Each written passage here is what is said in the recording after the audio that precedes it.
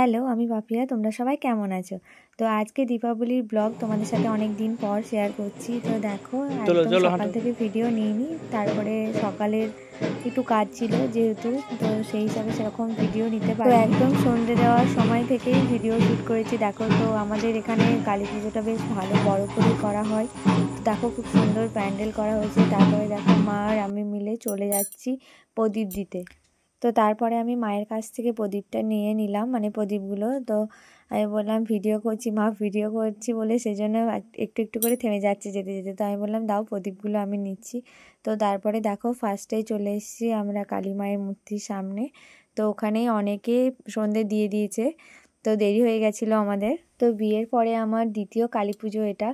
তো ভাবিনি, পুজোতে তো এবছর তোমাদের দাদাভাই ছিল না, তো পুজোতে তো এবছর সেরকম কিছু আনন্দ হয়নি সেটা না, তো দুজন মিলে ঘুরতে পারিনি। তো কালী পুজোর আগের দিনও হঠাৎ করে আমাকে বলে যে আমি কালকে বাড়ি যাচ্ছি। আমি তো ভীষণ খুশি। তো এখনও আসেনি, আমি প্রদীপগুলো দিয়ে নিচ্ছি, ও জাস্ট আর কিছুক্ষণ পরই চলে আসবে। তো দেখো, ফার্স্টে কালী মন্দিরে দিয়ে এলাম, তারপরে কিন্তু আমরা দুর্গা মন্দিরেও দিচ্ছি, কারণ এখানে আমাদের সমস্ত মন্দিরে সমস্ত জায়গায় প্রদীপ। কালী পুজো মানেই হচ্ছে 14 প্রদীপ আর সুন্দর করে লাইট দিয়ে সাজানো, একটা অন্য রকম দীপাবলির রাত, একটা সত্যি অন্য রকম। চারিদিকে লাইট দিয়ে সাজানো, ভীষণ ভালো লাগে। তো তারপরে দেখো, চলে এসেছি নারায়ণ মন্দিরে। তো আমার দুর্গা মন্দিরে প্রদীপ দেওয়া কমপ্লিট হয়ে গেছে। তারপরে আমরা এসেছি নারায়ণ মন্দিরে, কারণ নারায়ণ মন্দিরটা একটু আসতে হয়, মানে কাছে, খুব বেশি দূর না, জাস্ট হয়তো 1 মিনিট সময় লাগে হেঁটে আসতে। আর যেটা কালী পুজো করা হয় সেটাকে মানে প্যান্ডেল করে আমাদের করা হয়, এমনি কালীর কোনো মন্দির নেই, মানে এরকম ক্লাবের পুজো যেভাবে হয়, তো সেইভাবে আমাদের ওই পুজোটা। তো তারপরে দেখো, মা প্রদীপগুলো দিচ্ছে। আমি বললাম যে কালী মন্দিরে, দুর্গা মন্দিরে এগুলো সব আমি দিয়েছি, তো তুমি নারায়ণ মন্দিরের এখানে তুমি দাও। এখানে আমাদের যে তুলসী মন্দির আছে, মনসার যে মন্দিরটা আছে, সেখানেও সমস্ত কিছু কিন্তু মা দিল। সুন্দর দেখতে লাগছে দেখো, মোমবাতি তার সাথে প্রদীপগুলো। দীপাবলি মানেই হচ্ছে চারিদিক আলোয় আলোকিত। তো কালী পুজো এলেই ছোটোবেলাটা ভীষণ মিস করি, কারণ সেই সময় অনেক দিন আগে থেকে প্ল্যান করতাম কিভাবে প্রদীপ দিয়ে সাজাবো, কিভাবে মোমবাতি দিয়ে, কিভাবে টুনি লাইট দিয়ে, সমস্ত কিছু। বাট সময়ের সাথে সাথে সমস্ত কিছু বদলে যায়। তো এবছর আমরা মা মেয়ে দুজন মিলেই প্রদীপগুলো দিলাম। মা কিছু দিয়েছে, আমি কিছু দিয়েছি। আমি বললাম তুমি যদি দিই তাহলে আমার দেওয়া হবে না, আমি যদি দিই তাহলে তোমার দেওয়া হবে না, তো চলো আমরা দুজন মিলেই প্রদীপগুলো দিই। তো আমাদের সমস্ত মন্দিরে প্রদীপ দেওয়া হয়ে গেছে। এরপরে আমরা বাড়িতে সমস্ত জায়গায় প্রদীপ দেব, কারণ জানো কালী পুজো মানেই 14টা প্রদীপ তো করতে হয়, তার সাথে মোমবাতি, ধূপকাঠি এগুলোও দিতে হয়, তো সেগুলোই আমরা দেব। তো আমরা ফার্স্টে প্রদীপ দিয়েছিলাম মাকে, মানে কালী মন্দিরের ওখানে। তো তারপরে আমরা আবারও এসেছি, তো কারণ সেই সময় সেই হিসাবে যে ভিডিও ক্লিপগুলো করেছিলাম তো খুব একটা ভালো হয়নি। তো নেক্সট ভাবলাম যে আর একবার করে নিই, কারণ পরে তখন আর সময় পাবো না। আর কি বলো তো, একদমই কিন্তু ফাঁকাই পাচ্ছিলাম না মণ্ডপ, কেউ না কেউ প্রদীপ দিতে আসছিল। তো সেই হিসাবে আমাদের ছবি ভিডিও কিছুই করা হচ্ছিল না। তো সেই জন্য আমি যেহেতু তোমাদের সাথে সমস্ত কিছু শেয়ার করি, তো এগুলো সমস্ত কিছু শেয়ার করব, তো সেই জন্য বললাম চল ফার্স্টে বাকিগুলো দিয়ে আসি, তারপরে এখানে কিছু ছবি আর ভিডিও আমরা তুলে নেব। আর এগুলো না সত্যি মানে ভীষণ ভালো লাগে। দেখো, ছোটোবেলা থেকেই কালী পুজো দেখে আসছি, প্রত্যেক বছর আমাদের এখানে এভাবেই পুজো হয়, তো ভীষণ ভালো লাগে। তো এবার আমরা বাড়ির দিকে যাচ্ছি, কারণ অনেকক্ষণ হলো, মোটামুটি 15-20 মিনিট হলো। এরপরে ভাই যাবে তোমাদের দাদাভাইকে আনতে, কারণ ও মোটামুটি সন্ধ্যের দিকেই নামবে, তো এখনও ও আসেনি। তো আমরা বললাম চল আমরা প্রদীপগুলো দিইনি, কারণ আমার ক্যামেরা ধরার তো কেউ নেই, তো আমার ভাই সমস্ত ভিডিও করে দেয়। তো ওকে বললাম চল তাহলে আগে প্রদীপগুলো দিয়ে নিই, তারপরে তখন তুই যাবি। তো তারপরে আমরা মা আর মেয়ে মিলে কিন্তু বাড়িটাকে চারিদিক পুরো প্রদীপ দিয়ে, মোমবাতি দিয়ে দেখো সাজিয়েছি, আর কি সুন্দর লাগছে তাই না? চারিদিকে কিন্তু আমরা এভাবেই প্রদীপ দিয়ে সাজাই। তো দেখো, এই প্রদীপগুলো কিন্তু আমি নিজের হাতে বানিয়েছি। আমাদের বাড়িতে কিন্তু এটাই নিয়ম, আমাদের মাটির প্রদীপ নিজে হাতে তৈরি করে কিন্তু আমরা সবাই এখানে প্রদীপ দিই। প্রত্যেক বছর এভাবেই হয়ে আসছে এখনো পর্যন্ত, কিন্তু আমরা কোনো বছর প্রদীপ মানে মাটির প্রদীপ যেটা বিক্রি হয় কিনে এনে কিন্তু দিইনি। আমরা সব সময় মাঠের থেকে মাটি নিয়ে আসি, বাড়িতে প্রদীপ বানাই। আর এটা কিন্তু আমি সেই মানে আমার জ্ঞান হওয়ার পর থেকে, ছোটোবেলা থেকে আমিই করে আসছি, প্রত্যেক বছর আমি নিজের হাতে প্রদীপ বানাই। তো তোমরা আমার প্রদীপগুলো কতটা বুঝতে পারছো আমি জানি না, তো কেমন হয়েছে যদি তোমরা বুঝতে পারো একটু কমেন্ট করে জানিও। তো তারপরে আমি মাকে বললাম চলো বারান্দাতে মানে দুয়ারে যেগুলো বাকি আছে সেগুলো একটু করে আমরা সাজিয়ে দিই চারিদিক। তো দেখো সমস্ত জায়গায় কিন্তু আমরা সাজিয়ে দিচ্ছি। তারপরে কিছু ফটোশ্যুট আমি করে নিয়েছিলাম, কারণ ভাই ভীষণ তাড়াতাড়ি করছিল যে তোমাদের দাদাভাইকে আনতে যাবো। তো তারপরে দেখো আমরা ছাদে মোমবাতিগুলো দিয়ে দিচ্ছিলাম, কারণ মোমবাতিগুলো আগে থেকেই সেট করে রেখেছিলাম, তাছাড়া তাড়াতাড়ি করে তখন হয় না। তো তারপরে ভাইকে বললাম প্রদীপগুলো তো আমরা দিয়েছি, তো তাহলে মোমবাতিগুলো একটু জ্বালিয়ে। তো দেখো চারিদিকটা কত সুন্দর লাগছে তাই না? তো ওখানে আমাদের প্যান্ডেল হয়েছে একদম ওখান থেকে শুরু করে একদম মণ্ডপ অবধি। তো লাইটিংয়ের গেটটাও কিন্তু খুবই সুন্দর ছিল, ভীষণ ভালো লাগছিল। তো এই সব থেকে আমার ভালো লাগে জানো তো কি, এই লাইটের ডেকোরেশনটা কিন্তু খুবই সুন্দর এবার হয়েছিল, তো ভীষণ ভালো লেগেছে। তো তারপরে দেখো আমরা সবাই মিলে কিছু কিছু ফটো তুলে নিচ্ছিলাম, তো মায়েরও কিছু ফটো ভিডিও নিচ্ছিলাম। তো কারণ এগুলো একটা স্মৃতি, দেখো মানে প্রত্যেক বছর যে মানুষের পরিবর্তন হয় চেহারার, মানে আমার ভীষণ ভালো লাগে যে সমস্ত কিছু একটা মেমোরি, যে স্মৃতি একটা ধরে রাখা যায়।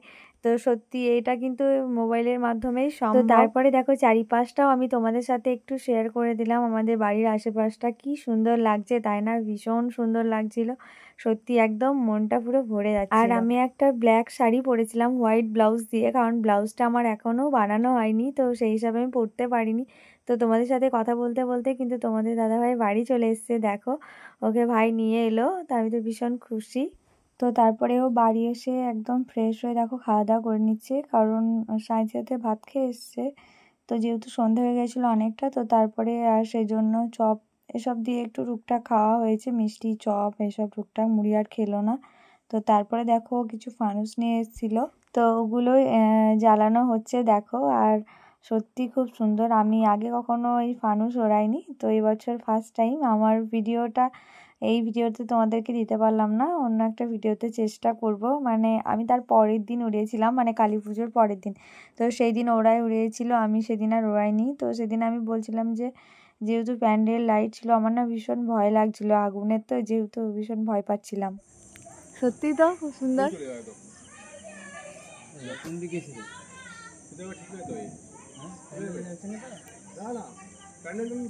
তো তারপরে আমরা চলে গেছিলাম আমাদের গ্রামেরই আর একটা জায়গায়, মানে অন্য একটা পাড়ায় ঠাকুর দেখতে। তো ওখানেও দেখো খুব সুন্দর লাইটিং হয়েছিল, কিন্তু ভীষণ সুন্দর, গেটের অনেক আগে থেকে কিন্তু খুব সুন্দর লাইটের ডেকোরেশন ছিল। আর আমার এই লাইটের ডেকোরেশন কিন্তু ভীষণ ভালো লাগে, আমি কি বলবো, বিয়েতে বলো বা কোনো পুজো উপলক্ষে, মানে আমার সত্যি ভীষণ ভালো লাগে। তো দেখো আমরা মন্দিরের খুব কাছাকাছি চলে এসেছি, এখানে এটা মন্দির না, মানে প্যান্ডেল, ওখানে তোমার মন্দিরের মতো প্যান্ডেল ওখানে করে ওইভাবে পুজো করা হয়, ঠিক আমাদের যেমন হয় ওইভাবেই। তো সত্যি ভীষণ সুন্দর, ওদেরও লাইটিং ভীষণ ভালো ছিল আমাদের মতোই। তো সিলিংয়ের কাজটা দেখো খুব সুন্দর, যে লোম টাইপের যে পালকের যেগুলো হয় ওইরকম টাইপের, তার সাথে একটা ঝাড়বাতি ছিল, সেটাও কিন্তু খুব ভালো লাগছিল। আর সব থেকে কী বলতো, এই হালকা ডিজাইন প্যান্ডেলের আমার কিন্তু ভীষণ ভালো লাগে। তো দেখো, তো খুবই সুন্দর মন্দিরটা, ওদের এখন নতুন হয়েছে, তার সাথে প্যান্ডেল দিয়ে এবং সমস্ত কিছু দিয়ে ডেকোরেশন করেছিল, খুবই সুন্দর, একদম খুব ভালো লাগছিল। তো আমরা সবাই মিলেই গিয়েছিলাম ঠাকুর দেখতে। তো দেখো আমাদের ঠাকুর দেখা হয়ে গেছে, এবার আমরা বাড়ি যাচ্ছি না ঠিক, এরপরে আমরা যাব মাঠের কালীতলা। তো ওখানেও যেহেতু আমাদের কালী পুজোর দিন পুজো হয়, তো সেখানে যাব। ফার্স্টে বাড়ি এসেছি, মানে আমাদের প্যান্ডেলের ওখানে এলাম, তারপরে আবার ওখানে যাব। তো আমাদের এখানের প্যান্ডেলটা কেমন লাগছে একটু কমেন্ট করে জানিও। আর আমাদের এখানেও কিন্তু খুব সুন্দর ডেকোরেশন ছিল, পিঙ্ক আর রানী কালারের যে কাপড়টা ভীষণ ভালো লাগছিল, তার সাথে যে টুনি লাইটের ডেকোরেশনটা সত্যি ভীষণ ভালো লাগছিল।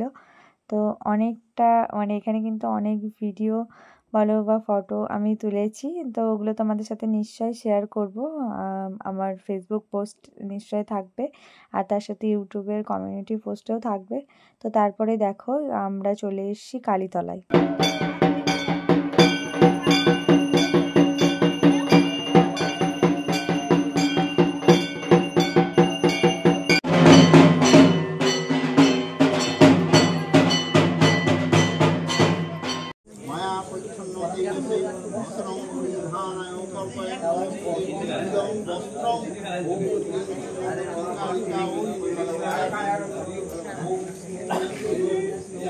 তো তো তারপরে দেখো আমাদের কিন্তু পুজো শুরু হয়ে গেছে। কালীতলাতে আমি আর কোনো ভিডিও নিতে পারিনি, ওখানে খিচুড়ি খেয়েছিলাম, তো সেগুলো আর ভিডিও করতে পারিনি। তারপরে দেখো খাওয়া দাওয়ার পরে বাড়ি এসে ওদিকে পুজো হচ্ছে, আর ওদের মজাটা দেখো, ওরা দুজন মিলে আবারও ফানুস ওড়াচ্ছে।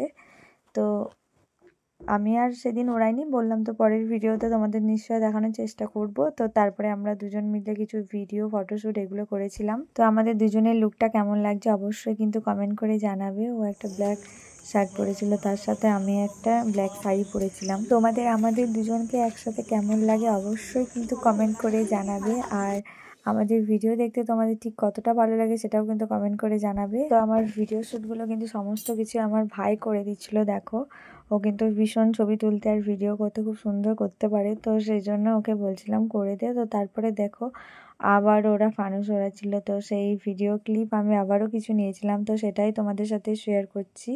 তো তারপরে আমরা সবাই ছবিও তুলেছি একসাথে। তারপরে আমার ভাইকেও কিছু ফটো তুলে দিচ্ছিলাম, ও কিছু ভিডিও করে নিচ্ছিল। তো তারপরে তোমাদের দাদাভাই ফানুস ওড়াচ্ছিল দেখো ভীষণ মন দিয়ে। তো আজকের মতো ভিডিওটা আমি এখানেই শেষ করব। দেখা হবে নেক্সট কোনো ব্লগে। ততক্ষণ তোমরা ভালো থেকো, আর আমার চ্যানেলটাকে কিন্তু অবশ্যই সাবস্ক্রাইব করবে। যারা যারা আমার চ্যানেলটা সাবস্ক্রাইব করনি ঝটপট চ্যানেলটাকে সাবস্ক্রাইব করে পাশে থেকো। Tata bye.